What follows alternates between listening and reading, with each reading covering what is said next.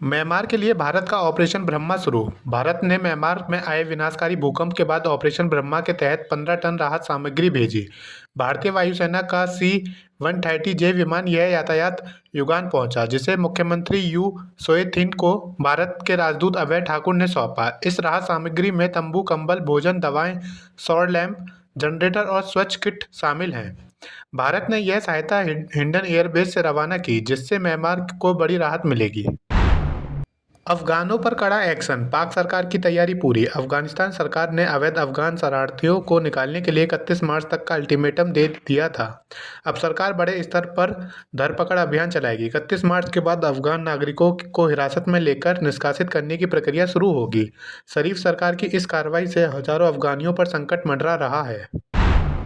Visa पढ़ाई के लिए था, तुर्की की छात्रा पर एक्शन को लेकर अमेरिका। ट्रंप प्रशासन ने हमास समर्थक और या आंदोलनों में सक्रिय छात्रों के वीजा रद्द करने की नीति अपनाई है।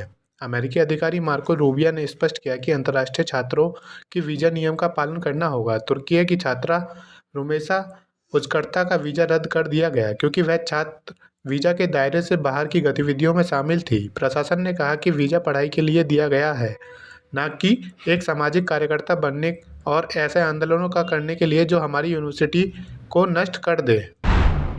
भूकंप के तेज झटकों से सहमा म्यांमार, अब तक 700 लोगों की मौत। म्यांमार में शुक्रवार को 7.7 तीव्रता के भूकंप की भारी तबाही हुई, जिससे अब तक 700 से अधिक लोगों की मौत हो चुकी है। कई इमारतें जमींदोज हो गई हैं, जबकि थाईलैंड के बैंकॉक में भी इमारतें गिरी। भूकंप के बाद 6.4 तीव्रता का आफ्टशॉक भी महसूस किया गया। केंद्र मंडल के पास था। म्यांमार और थाईलैंड ने आपातकाल घोषित कर दिया है, जबकि चीन के यूनान प्रांत में भी झटके महसूस किए गए।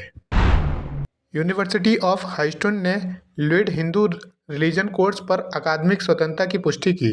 यूनिवर्सिटी ऑफ ह्यूस्टन यूएच ने लुइड हिंदू रिलीजन कोर्स को लेकर छात्र की शिकायत के बाद अकादमिक स्वतंत्रता के प्रति अपनी प्रतिबद्धता दोहराई। यूएच ने कहा कि शिक्षकों को जटिल और चुनौतीपूर्ण विषयों पर विचार करने की स्वतंत्रता है। विश्वविद्यालय आमतौर पर व्यक्तिगत व्याख्यान की समीक्षा नहीं करता, लेकिन यह सुनिश्चित करता है कि पाठ्यक्रम शैक्षिक मानकों को पूरा करे। Thank you so much for watching this video. Don't forget to like, comment, share, and subscribe.